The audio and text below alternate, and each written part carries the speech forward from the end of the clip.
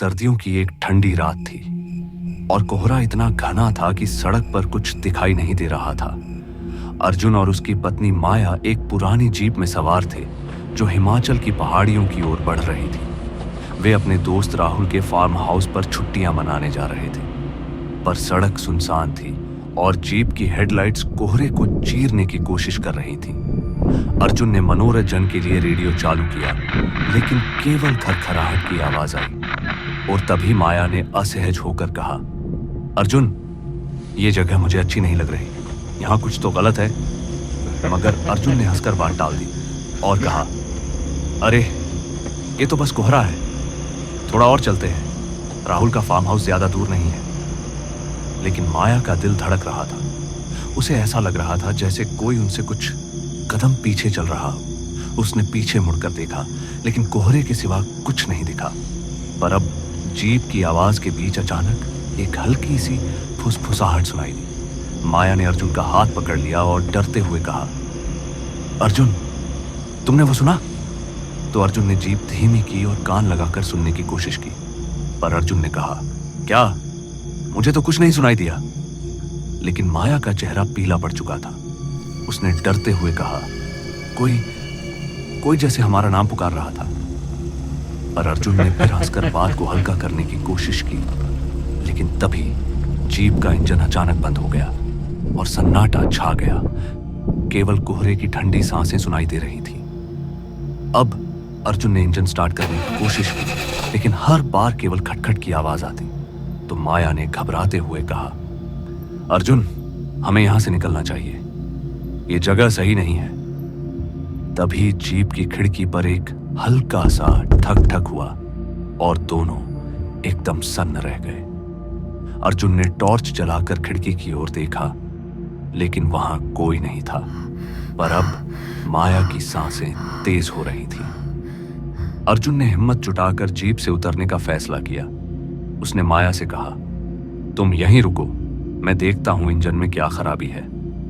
माया ने उसका हाथ पकड़ लिया और कहा, नहीं अर्जुन, बाहर मत जाओ, मुझे बहुत डर लग रहा है। लेकिन अर्जुन ने उसे शांत करते हुए कहा, बस 2 मिनट की बात है।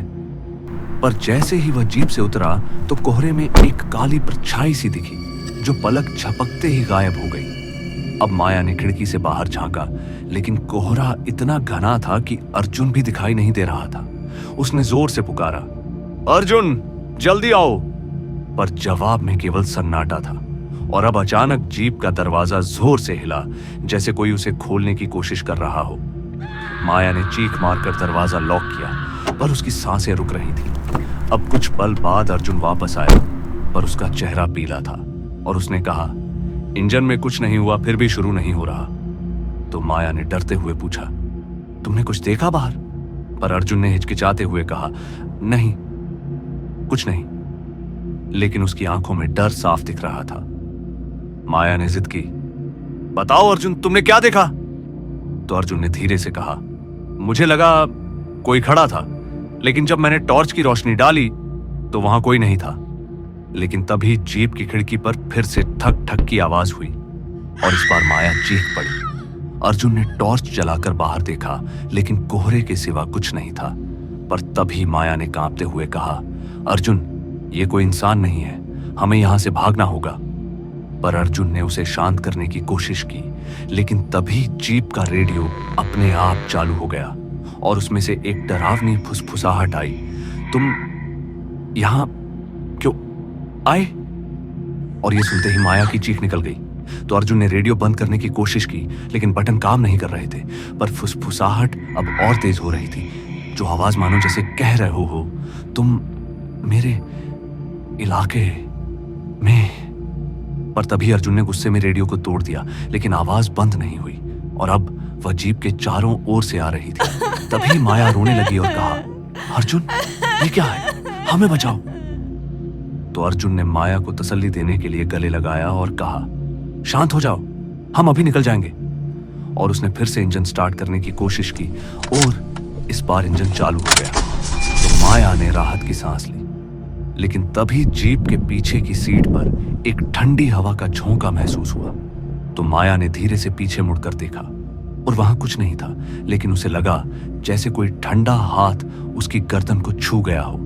लेकिन अर्जुन ने जीप तेजी से भगाई, पर सड़क पर कोहरा और घना हो गया।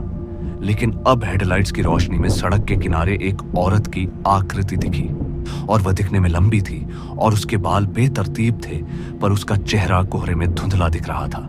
और तभी माया ने चीख कर कहा, अर्जुन रुको, वहां कोई है। लेकिन अर्जुन ने गाड़ी और तेज कर दी और कहा, माया तुम्हें भ्रम हो रहा है, वहां कुछ नहीं है। लेकिन जैसे ही जीप उस जगह से गुजरी, माया ने देखा कि वह औरत अब सड़क के बीच में खड़ी थी और उसका चेहरा अब साफ दिख रहा था, जो कि बिल्कुल सफेद, बिना आंखों वाला और मुंह से काला धुआं निकल रहा था।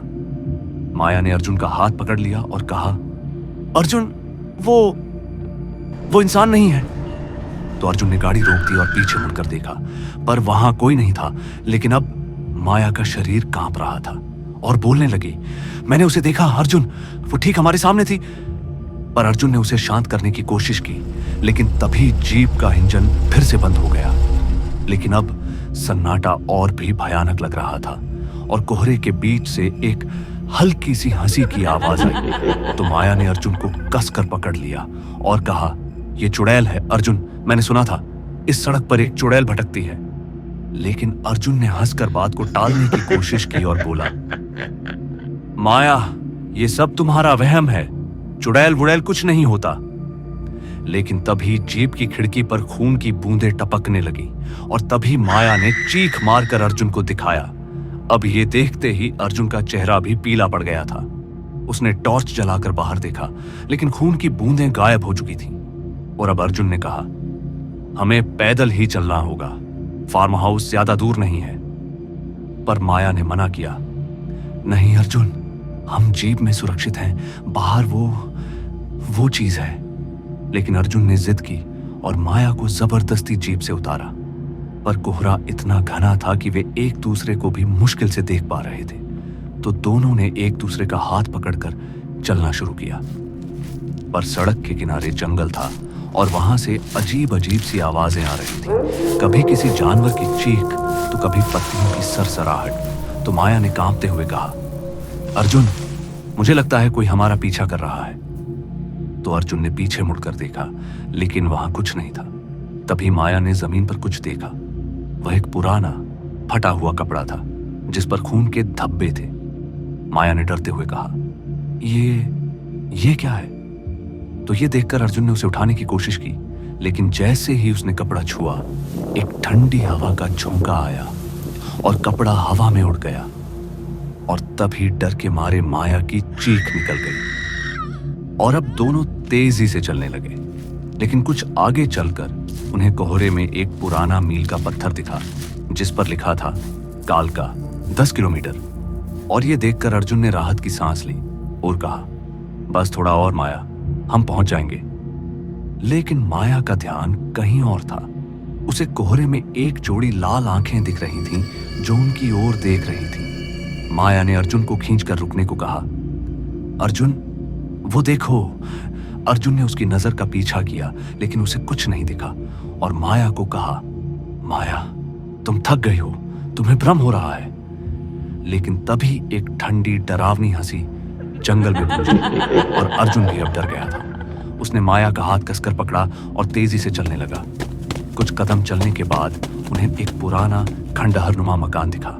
उसका दरवाजा टूटा हुआ था और खिड़कियों से ठंडी हवा अंदर बाहर हो रही थी। माया ने कहा, हमें यहां रुकना चाहिए, शायद सुबह कोहरा छट जाए। लेकिन अर्जुन ने मना किया, नहीं माया, ये जगह सुरक्षित नहीं है। पर माया की हालत देखकर उसने हामी भर दी। अब दोनों उस खंडहर में दाखिल हुए, पर अंदर का माहौल और भी डरावना था। दीवारों पर पुराने चित्र टंगे थे जिनमें कुछ औरतों के चेहरे थे, लेकिन उनकी आंखें काली थीं। माया ने अर्जुन से कहा, यह जगह मुझे अच्छी नहीं लग रही। तभी एक कमरे से बच्चे के रोने की आवाज आई। माया ने डरते हुए कहा, यहां कोई बच्चा कैसे हो सकता है? अर्जुन ने हिम्मत जुटाकर उस कमरे की ओर बढ़ना शुरू किया। माया ने उसे रोकने की कोशिश की, लेकिन वह नहीं माना। जैसे ही वह कमरे में दाखिल हुआ, रोने की आवाज बंद हो गई और देखा तो कमरा खाली था, लेकिन वहां एक पुराना पालना था जो अपने आप हिल रहा था। और ये देखकर डर से अर्जुन का दिल जोर जोर से धड़कने लगा।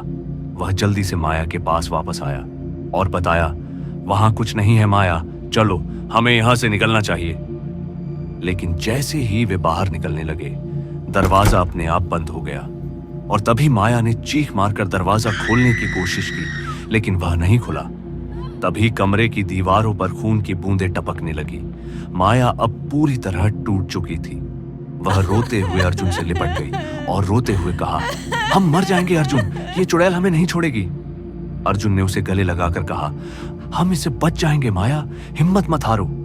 तभी खंडहर के अंदर से एक औरत की डरावनी हंसी गूंजी, तुम मेरे साथ रहोगे? ये सुनते ही अर्जुन ने माया को खींचकर एक कोने में छिपा दिया। उसने टॉर्च जलाकर चारों ओर देखा, लेकिन कुछ नहीं दिखा। तभी माया ने फुसफुसाते हुए कहा, अर्जुन, वो हमारे पीछे है। अर्जुन ने धीरे से पीछे मुड़कर देखा तो एक काली परछाई उनके ठीक पीछे खड़ी थी। उसका चेहरा अब साफ दिख रहा था, जो कि सफेद, बिना आंखों वाला और मुंह से काला धुआं निकल रहा था। अर्जुन ने माया को खींचकर भागने की कोशिश की, लेकिन परछाई उनके सामने आ गई। उसने एक डरावनी आवाज में कहा, तुम मेरे इलाके में आए, अब तुम मेरे हो। माया ने चीख मारकर अर्जुन को कसकर पकड़ लिया।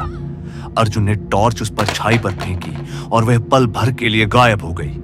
दोनों ने दरवाजा तोड़कर बाहर भागने की कोशिश की, पर बाहर कोहरा अब और घना हो गया था। और अब माया ने कहा, अर्जुन, हमें जंगल की ओर नहीं जाना चाहिए, वो वहां इंतजार कर रही है। लेकिन अर्जुन ने कहा, हमें कोई रास्ता तो ढूंढना होगा। दोनों जंगल की ओर भागे, लेकिन हर कदम पर उन्हें लग रहा था कि कोई उनके पीछे है। पर अब कुछ दूर चलकर उन्हें जंगल में एक पुराना कुआं दिखा। उसके पास एक पत्थर पर कुछ लिखा था जो धुंधला पड़ चुका था। माया ने कांपते हुए पढ़ा, यहां उसकी आत्मा भटकती है जो कभी जीवित थी। पर अर्जुन ने कहा, यह सब बकवास है, हमें आगे बढ़ना होगा। लेकिन तभी कुएं से एक ठंडी हवा का झोंका आया और उसमें से वही डरावनी हंसी सुनाई दी। अर्जुन और माया अब पूरी तरह घबरा चुके थे। उन्होंने एक दूसरे का हाथ पकड़कर भागना शुरू किया। कोहरे में उन्हें एक रोशनी दिखी और तभी अर्जुन ने चिल्लाकर कहा, वो फार्म हाउस है। और वे पूरी ताकत से उस ओर दौड़े। पर जैसे ही वे फार्म हाउस के पास पहुंचे तो रोशनी गायब हो गई और वहां कोई फार्म हाउस नहीं था, सिर्फ एक खाली मैदान था। ये देखकर माया रोने लगी, अर्जुन, ये चुड़ैल हमें भटका रही है, हम कभी नहीं बच पाएंगे। तभी कोहरे में वहीं परछाई फिर से दिखी। इस बार वह उनके और करीब थी। उसने अपनी ठंडी डरावनी आवाज में कहा, 32 घंटे तुम मेरे साथ रहोगे। मगर ये सुनकर अब अर्जुन ने माया को गले लगाया और कहा, हम हार नहीं मानेंगे। लेकिन कोहरा अब उनके चारों ओर था और परछाई उनकी ओर बढ़ रही थी। तो क्या वे इस चुड़ैल के साए से बच पाएंगे या 32 घंटों का ये सफर उनकी आखिरी यात्रा बन जाएगी? तो दोस्तों, आज की कहानी में बस इतना ही। कहानी आपको पसंद आई हो तो वीडियो को लाइक शेयर जरूर कर दे। और मैं आपका दोस्त जल्द ही मिलूंगा एक ऐसी ही डरावनी कहानी के साथ। तब तक के लिए बाय एंड टेक केयर।